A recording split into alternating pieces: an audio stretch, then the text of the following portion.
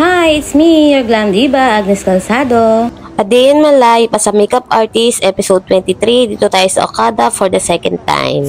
Voice over na nga ako ngayon kasi lagi ako na-violation ni Facebook. Nakarating kami sa Okada by 9:30 kasi 10 AM yung call time.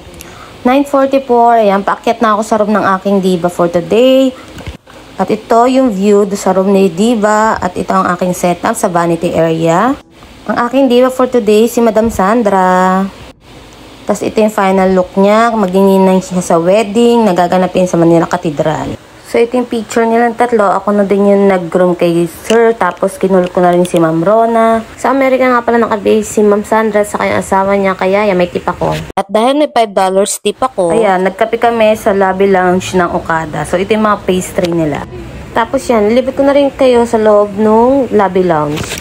Tapos ang in-order ko is hot choco. Sabi ko, bakit ang tagal ng hot choco?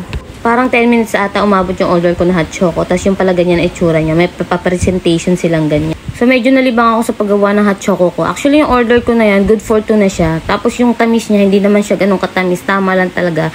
Tapos yan may whipped cream, may candy sprinkles, may marshmallow, saka mascobado. Tapos meron din brown sugar kung gusto mo mas matamis. So ikaw na lang mag-a-add ng sugar kung gaano katamis yung gusto mo. Kasi nga hindi siya ganun katamis. Pero sobrang init niya. Good for 2 person na rin siya.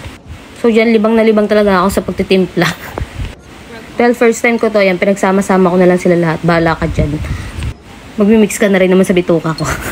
And then, yan, nilagay ko na yung whipped cream. Dapat pala nauna yung whipped cream kaysa dun sa sprinkled candy. So, bahala na dyan. Order na rin kami ng paborito kong chocolate croissant saka isang Berliner donut. Tapos, ito pa yung mga cakes nila, saka chocolate and pastries na sobrang social naman talaga tingnan kasi nga ang mahal. So, yun lang. After namin mag-dessert, lumibot lang din kami sa casino. Tapos, sinilip lang namin kung anong meron doon. Tapos, umuwi na kami. So, yun lang, divas. Thank you for watching. See you again next time. Bye!